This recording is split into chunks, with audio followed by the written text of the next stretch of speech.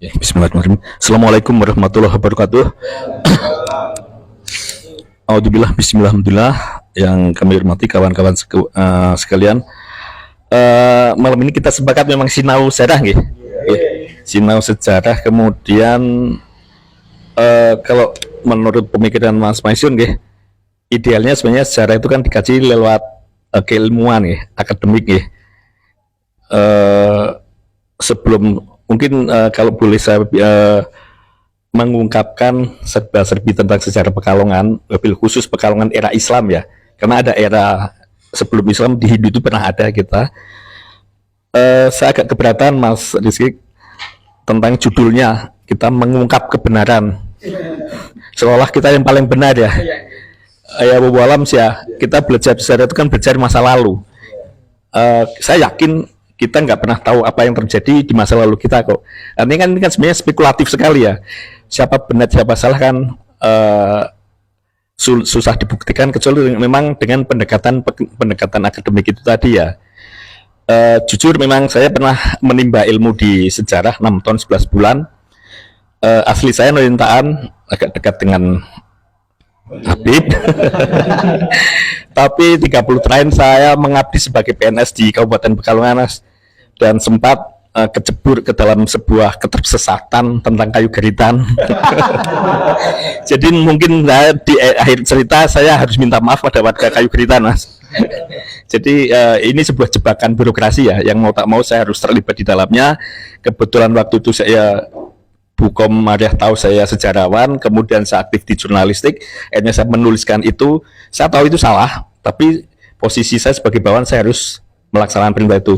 Tapi ini belum saya ungkap dulu ya, karena kaitan dengan makam. Arkeolog kita itu memang belum seberani arkeolognya Mesir ya. Fir'aun aja dibongkar lah. Ya, artinya dengan lebih dari kualat loh itu. Artinya ancaman apa, ada virus dan penyakit dan sebagainya itu memang menghantui para arkeolog ketika dibongkar. Kemudian virus-virus yang disimpan untuk mengamankan isi makam itu memang ada, tapi keberanian mereka memang gila, jauh dibandingkan kita. Kita ada Tangerang saja sudah klaim itu ada makamnya, dibuka nggak ada apa-apanya. Ya, saya mengalami Kiai Sapi pernah ada, nanti saya ceritakan setahun yang lalu itu kejadian Kiai Sapi. Jadi memang ekspansi mereka luar biasa. Sebagai sejarawan sebenarnya saya sudah murtad, Mas. Jujur karena mempelajari sejarah itu ya betapa sulitnya, karena kita harus mengumpulkan sumber-sumber primer, interpretasi data, kemudian kita kaji ulang sampai endingnya itu harusnya ya penulisan sejarah, historiografi. Kalau kita obrolkan seperti sekarang saja kan eman-eman ya. Mungkin kita sudah memulai sejak 2015 ya, itu di Mas Sogan itu, di Mas Rizky dan kawan-kawan itu, Mas Ribut ya. Kita ya seperti ini forumnya, tapi lebih soft lagi, lebih akrab lagi, lesehan Mas, nggak kayak gini kayak rapat partai ya. Saya nggak nyaman sebenarnya. Saya kepinginnya lesehan, kita ngobrolnya sambil nyemil terus ya, bisa langsung dialognya, bisa potong-potong gitu, jadi lebih nyaman saya pikir gitu. Lagi selanjutnya ngentut apa kan seperti enak. Artinya lebih nyaman bagi saya. Nggih kan, blosot sambil tiduran itu ngomong itu musuh ngawur kowe ya, enggak apa-apa. Artinya kita lebih akrab maksudnya gitu. Dan waktu itu kita sepakat dilarang mendominasi kebenaran. Artinya kita nggak mengklaim aku paling benar, silakan, wong kita multiversi ya, sejarah itu ya. Versinya orang Jawa dengan orang Cina kan berbeda. Kata teman-teman saya waktu kuliah, sejarah itu kan selera penguasa. Siapa yang menang itu yang menentukan sejarah. Karena yang menang TNI Angkatan Darat, maka Angkatan Laut, Angkatan Udara, bahkan PK itu ya bukan apa-apanya lagi. Siapa yang menjadi pahlawannya, siapa jadi bajingannya, itu kan itu hak-haknya yang menang. Termasuk yang menang ini saat ini adalah kaumnya Habib ya. Boleh dong dia mengklaim itu pahlawan saya, walaupun kata Anhar Gonggong itu hanya kayak satu kata jawabannya, bohong. Ya kayak gitu ya. Jadi ini fenomena ini sebenarnya fenomena pembelokan sejarah, entah itu sejarah NU atau apa, itu bukan terjadi akhir-akhir ini saja, Wong. Itu rekayasa seperti itu sudah biasa terjadi. Hanya sebagai sejarawan saya sebenarnya tidak kaget. Cuma ketika terjadi di kampung halaman kita sendiri ya, di kayu geritan saya jadi nggak nyaman juga karena akhirnya saya terlibat dalam dosa itu. Jujur, sebelum maaf ya, ketika hall pertama ini saya mulai cerita itu lagi ya. Mulai kayu geritan itu dibangun, saya terus secara pribadi untuk nilai makam itu ya. Saya lihat tipologi kita Tengger ya kalau ya. Pusaranya itu memang jelas itu era Mataraman ya, pasti itu. Saya yakin, saya pernah belajar arkeologinya 2 tahun itu ya. Artinya sebenarnya ilmu itu gampang kok. Kayak misalnya maklar motor itu bisa menentukan itu knalpotnya Honda apa, itu kan sudah tahu langsung, nggak usah belajar lama kan. Ini spionnya GL Pro atau apa kan langsung tahu. Jadi makam ini produk, walaupun mungkin bukan diproduksi oleh penduduk lokal, dibeli dari Jogja misalnya ya. 4 makam itu kita telusur. Ini masih asumsi, sebenarnya nggak boleh, sejarah dengan asumsi itu nggak boleh. Artinya harus ada bukti ya. Pekalongan dimulai dari Kendal, Batang, dan Pekalongan adalah bagian dari mega proyeknya Sultan Agung untuk perluasan wilayah Mataram. Tipikalnya berbeda kalau ke timur dengan infansi militer ditaklukkan ya. Yang ke barat kecuali di Pemalang ya, karena sudah di Penggarit itu sudah ada Kadipaten Pemalang sudah ada. Itu dimulai Kendal, Batang, Pekalongan menjadi mega proyek untuk politik ketahanan pangan dalam rangka menghadapi invasi dari VOC. Artinya memang untuk membangun Kendal, Batang, dan Pekalongan dengan cerita-cerita yang katakanlah penuh dengan hayalan dan lain sebagainya sih ya. Itu sebuah keniscayaan seperti itu. Itu namanya ada folklore seperti itu. Memang tak terpisahkan dari mega proyeknya Sultan Agung, termasuk kehadiran yang ada di kayu geritan. Mustahil Bau Rekso dilepas begitu saja oleh Sultan Agung untuk membangun Pekalongan tanpa pengawasan. Diutuslah bangsawan Mataram. Betul, seperti itulah. Mungkin inspektorat atau apa. Ini seperti hampir sama. Artinya birokrasinya nggak berbeda sih. Fungsinya sama seperti itu. Jadi kemudian ketika diklaim beberapa hari kemudian saya ditimbali Bukom itu, Mas gawe ke cerita tentang makam itu, tapi wawancara dengan Habib Lutfi. Ya, ini saya ini jadi monggo jenengan biar bisa ini ya. Nah, mengkritisi itu saya. Jadi saya dipanggil itu, kemudian saya posisi saya waktu itu saya di Humas. Humas itu kan istilahnya pujanggane, harus menyuarakan itu benar salah. Jadi Humas itu kan pertama menjadi Humas ini belok lagi sedikit ya. Buatlah kalimat dengan 4 kata: anjing, kucing, tai, makan. Buat kalimat itu yang logis. Bisa enggak, Mas? Tolong gawe kalimat dengan 4 kata itu. Anjing, kucing, tai, makan. Nggak bisa ya. Bisa anjing makan kucing, ora logis. Kucing makan anjing, ora logis. Akhirnya apa? Yang agak logis itu anjing makan kucing. Lah tainya di mana? Lah itu dimakan orang Humas. Maksudnya begitunya fakta-fakta baik itu yang ditampilkan, yang buruk yang kita telan. Maksudnya kan seperti itu. Sebagai seorang Humas kan seperti itu. Saya akhirnya merangkul sejarawan produk dari UGM. Kebetulan masih keponakannya Pak Rosikin, Mas Haris. Hari ini harusnya ada hadir ya.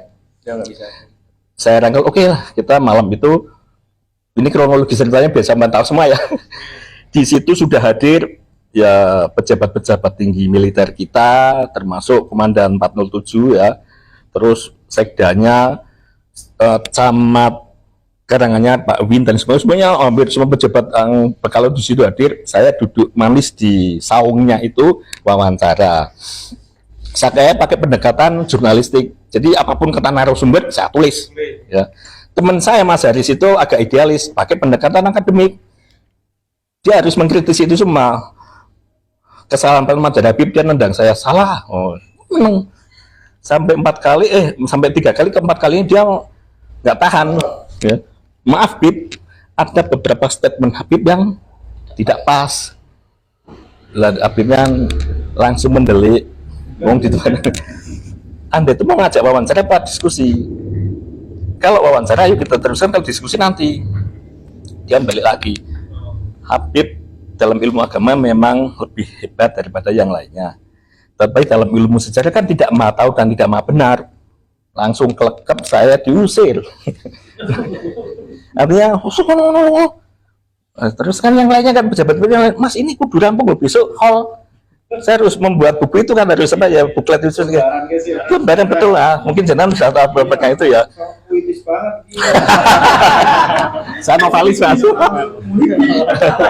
Nah, itu begitu tuh kan saya ada di Pak Sekda kan, Mas pokoknya bagaimana caranya harus selesai wawancara itu. Akhirnya saya lelo ke makamnya itu lagi kan, saya ngikuti Habib, ayo Bib dilanjut Bib ya, karena dia tahu saya orang Nuyuntan kan, agak ya ada kedekatan psikologis ya.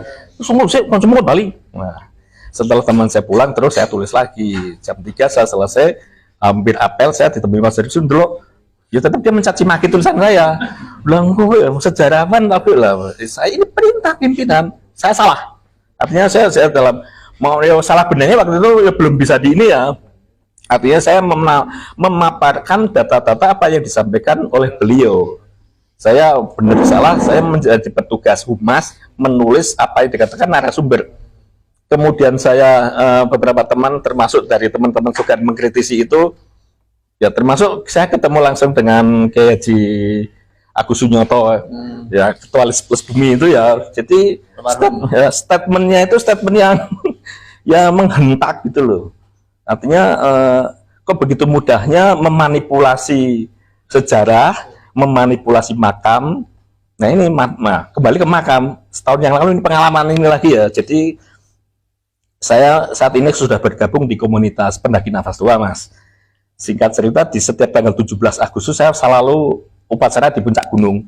Lah agenda saya setahun kemarin itu di Gunung Rogo Jembangan Petobrono ya, di desa Gumelem itu.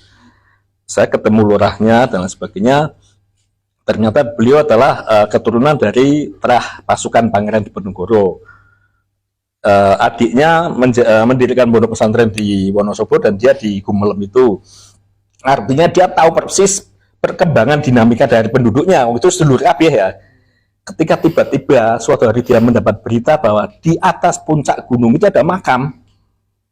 Dia datang ke puncak itu loh, makamnya sopo wong seumur-umur dia sejak kecil mbah-mbah nggak pernah cerita di situ ada siapapun.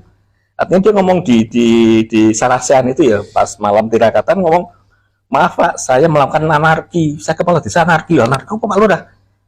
Saya ngobrol abrik 3 makam di atas puncak gunung dan tidak ada apa-apanya memang, tapi disiarai dan hampir di hall. Nah yang lebih parah lagi, di depan kandang sapinya dia punya sapi mati di situ, dikasih nisan dan diholi. Masya Allah ya, ini lagi modus memang seperti itu ya. Artinya ya kiai sapi loh maksudnya ya Allah sebegitunya loh. Artinya kita begitu pandainya kelompok-kelompok itu mengklaim, lalu saya berpikirnya tentang pembodohan umat ya. Kok sebegitu? Pokoknya Sofyan terjemah ke dulu wong gowo sapa intinya tetap dibongkar dan itu tulang belulang sapi. Jadi artinya dia bersumpah dengan kata demi Allah saya lakukan itu tanggal 16 malam 17 saya cerita soal itu. Artinya kecenderungan seperti itu di Pekalongan pun terjadi. Kita ini saya buka-buka buku kuliah lagi, memang kita impor ulama-ulama dari sana. Itu kan memang request dari pemerintah kolonial Belanda. Karena apa? Pasca perang Diponegoro masih banyak ulama-ulama lokal yang tetap melakukan perlawanan, baik secara fisik maupun dengan ajaran-ajaran agama, lawan kafir. Nah untuk menjinakkan itu didatangkanlah pokoknya itu ceritanya itu per 1832 pasca perang Diponegoro itu, tahun-tahun itu termasuk mungkin kebanjiran ulama di Pekalongan. Nah unik, perang Diponegoro itu separuh dari penduduk Jawa itu habis, entah karena perangnya sendiri, kelaparan, penyakit dan sebagainya. Tapi di Pekalongan populasinya justru bertambah karena banyak meluber lasar Diponegoro yang ada di sini, termasuk Mbah Gembol yang di Pekajangan ya. Mbah Wayah di di Krapia hampir merata di tiap daerah itu. Ini memang unik. Artinya jangan-jangan sampai yo keturunannya Pangeran Diponegoro, laskarnya, dan melakukan operasi ini, operasi intelijen. Dalam arti begini, mereka kan banyak juga yang dari kalangan bangsawan, dari prajurit yang memiliki gelar-gelar kebangsawanan ya, ditinggalkan semua. Tetapi ciri khususnya rumahnya hampir kalau orang Jawa, rumah yang ada sumur itu kan pakiwan ya, pasti di sebelah kiri ya, khusus itu di sebelah kanan. Kemudian ada pohon kemuning, pohon sawo. Itu jadi tanpa harus bercerita bahwa kamu siapa itu, ini teman saya. Karena ini operasi intelijen. Artinya itu sudah ada tanda-tanda seperti itu. Termasuk jadi kalau tiba-tiba maaf bin, nah kayak ya itu ya ini kok anu banget ya, artinya sebegitu teganya sih wong sesama muslim. Sama yang ngomong. artinya kok mentalnya memang mental kita didesain ya, mental anak jajahan yang selalu minder kepada bangsa asing itu terus menerus seperti itu. Jadi saya sangat senang ada berita bahwa terjadi resistensi di Kayu Geritan ya, ada perlawanan. Puji Tukul bilang hanya satu kata lawan. Artinya memang oke lah, masalah agama sih kita tawadu ya, manut lah, pemenang ono kualat-kualatnya ya rawani nyong wedi mas. Maksudnya kebenaran harus kita tegakkan tetap seperti itu yo, walaupun pahit. Tapi kalau memang itu leluhur kita, ya jangan terus diembel-embeli dengan produk-produk asing. Tapi memang kenyataannya memang kualitas umat kita masih seperti itu di sini ya. Jadi yang perlu kita lakukan di sini saya berharapnya ada semacam pencerahan dan pencerdasan. Artinya oke lah, ini kalau ini sebuah gerakan, mungkin gerakannya ya gerakan intelektual dulu lah, tidak dengan kekuatan massa, tidak dengan kekuatan otot, mungkin dengan menulis ulang bukunya lah. Saya siap merevisi lah kesalahan saya. Jadi saya katakan malam ini saya malah lego, saya ngempet tanya saya dosa intelektual saya sehingga saya murtad dari ilmu kejahatan itu. Berapa tahun berarti? 2010-an ya kayaknya, apa 2012 ya? Iya, bukan 2006. Iya dari 2006 sampai 2011 sih, tapi artinya kayaknya kisaran tahun 2010-an kayaknya. Pas almarhum Pak Haji Lukman kan? Kampanye terakhirnya 2006. Iya, itu kampanyenya. Oh, enggak dong Mas, itu kan masa menjabatnya Pak Antono di 2004 sampai 2009 masih Pak Antono, gitu. 2006 itu kampanye Lain sudah mulai itu, jadi pokoknya kisaran tahun mungkin di. Wakil berarti. Terus jadi buati wakil Pak Ponco. Ya pokoknya itu salah satu. Ya, jadi alhamdulillah saya ketemu jenengan, saya sampaikan maaf saya. Memang sebenarnya sih bukan soal klaim tentang makamnya, tetapi saya hanya menuliskan tentang leluhurnya bin Tohat dan lain sebagainya itu yang sebenarnya waktu itu jujur saya ketika saya menulis itu sangat asing sekali karena tidak masuk dalam literasi saya.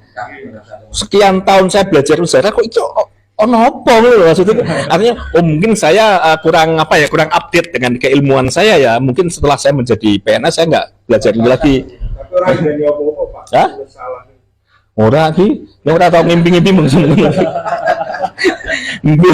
Tapi saya menyaksikan empat batu nisan itu memang saya yakin maaf ya karena kebiasaan saya juga saya ziarah keilmuan.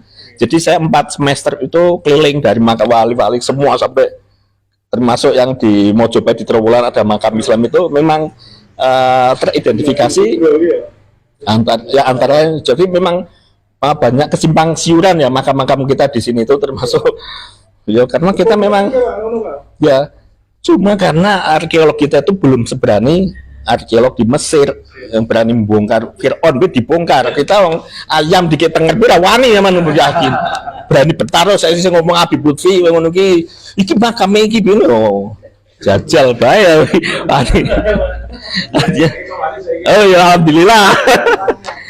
Itu sekelumit mungkin ini pematik saja ya. Saya kepingin kita sharing, jadi janganlah saya saya lebih suka kalau kebenaran saya disalahkan daripada kesalahan saya dibenarkan.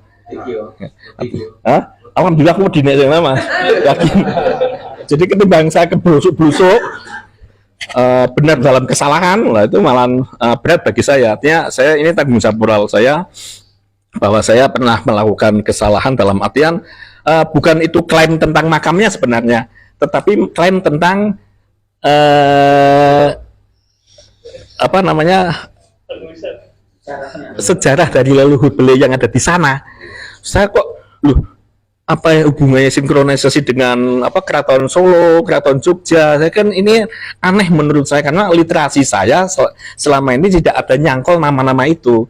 Jadi kok sebuah cerita yang menurut saya, wong saya juga penulis fiksi, gampangannya kalau menulis fiksi itu kan boleh melompat-lompat ya dari A ke B, lalu ke Z, Z ke X. Tapi kalau secara ilmiah kan tidak boleh seperti itu, ada teori dan metodologinya yang harus dipatuhi lah. Ini kan memang saya pikir perlu ada untuk pencerahannya, matur nuwun. Kemudian Mas, ayo Mas, gawe bukune Mas, mosok rawani kayak gitu. Ayo wis, penerbit murah-murah saiki.